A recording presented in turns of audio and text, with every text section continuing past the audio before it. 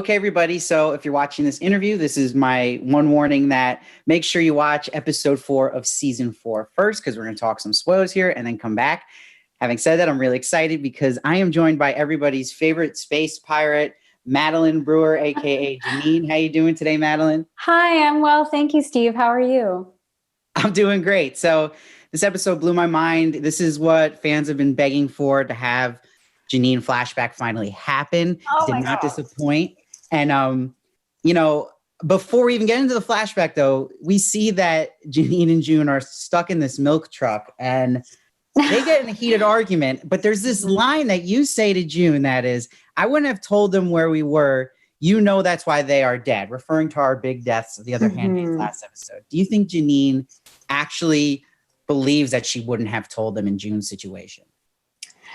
I think personally, having watched the episode, Janine doesn't know what June went through. She doesn't know how long she held out. She doesn't know the way that Hannah reacted. She doesn't know. And so I think in that moment, Janine truly does believe I wouldn't have told them. I would never have told them. I also think, though, Janine could never sacrifice people in the way that June is able to sometimes. And that's not to say anything about June. It's just that that's just not who Janine is. She can't. Right. Janine's good at other things. So I don't think Janine would have told. And I think that also she's very angry. She's feeling really betrayed, and she needs to let June know, you've really gone too far this time. No, I like that. And that's great to hear, especially for all like the Janine diehard fans here. And because I know people are going to debate that scene. But what's interesting too is now going to the flashback, when I look at the character of Janine, there's like pre-eye gouge Janine and then post-eye gouge Janine. So was it crazy going back to playing the Janine we haven't seen since season 1? Was that something kind of surreal for you?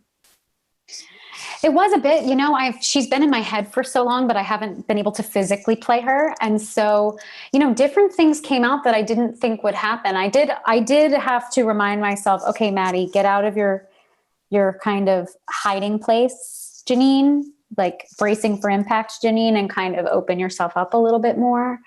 But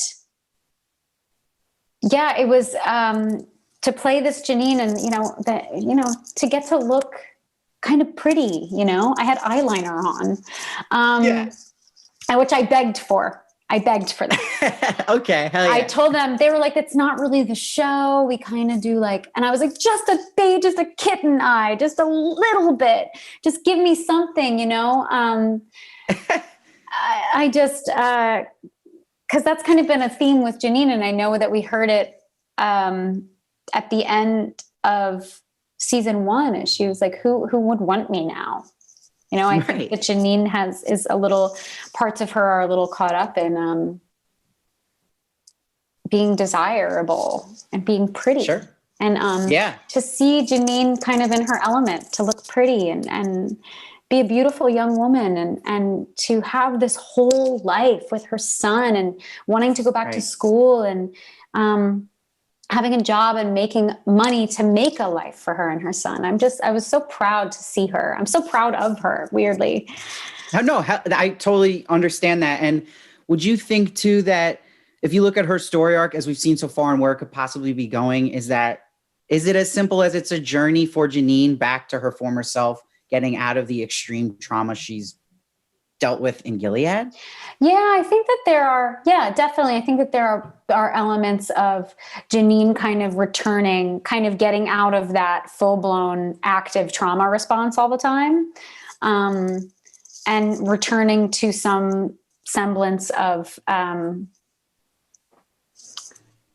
owning herself and her independence, no matter what world we're in. But also, I think that with just being a person, you grow and you change throughout the years. But the ways in which the things that Janine has gone through, she's a different Janine than she was, for better or for worse. I don't know. But